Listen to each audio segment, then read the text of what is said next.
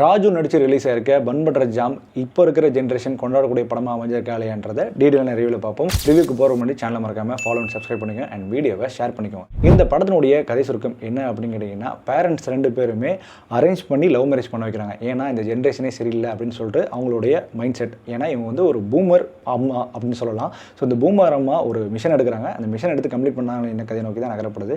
இந்த படத்தினுடைய பாசிட்டிவ் பொறுத்த வரைக்கும் நிவாஸ் கே பிரசனாவுடைய பின்னணி இசையாக இருக்கட்டும், பாபுகுமாரோட சினிமாட்டோகிராஃபி அண்ட் ஜான் அப்புறம் எடிட்டிங்காக இருக்கும். இந்த படத்தை சூப்பராகவே அழகாக நம்மளுக்கு ப்ரெசென்ட் பண்ணியிருக்காங்க. அண்ட் பாடல்களும் கேட்கும்படியாகவே இருக்குது.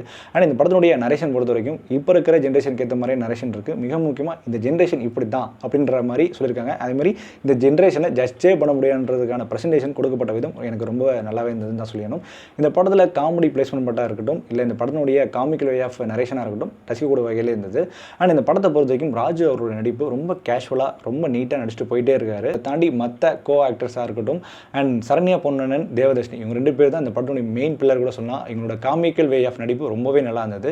அண்ட் இதை தாண்டி சார்லி, அப்புறம் வந்து பப்பு, அப்புறம் மைக்கேலாக இருக்கட்டும் எல்லாருமே சூப்பராகவே நடிச்சிருந்தாங்க. இந்த படத்துடைய பிரச்சனையை பொறுத்த வரைக்கும் பார்த்தீங்கன்னா, இன்னுமே இந்த படத்தில் வந்து காமெடிஸ் கொஞ்சம் நிரம்பி விளைஞ்சிருக்கலாமோ அப்படின்னு தோண வைக்குது. காமெடிஸ் இருக்குது, பட் இருந்தாலும் இன்னும் கொஞ்சம் பத்தலையோ அப்படின்ற மாதிரி தோண வைக்குது. அண்ட் ஜென்ரேஷன் பற்றி சொன்ன விஷயங்கள் நல்லா இருந்தது. கொஞ்சம் ஓவர் டூவாக சொன்னாங்களோ அப்படின்னு தோண வைக்குது. அதாவது கொஞ்சம் ரொம்ப எக்ஸ்போஸ் பண்ணிட்டாங்களோ அப்படின்னு தோண வைக்குது. ஏன்னா நிறைய பேரண்ட்ஸ் வந்து படம் பார்க்கும்போது இப்படி தான் இருக்காங்களா அப்படின்னு சொல்லும்போது கொஞ்சம் கண்காணிப்பாங்களோ அப்படின்ற மாதிரியான ஒரு எச்சரிக்கையும் குறியீடாகவும் இந்த படம் அமையுது.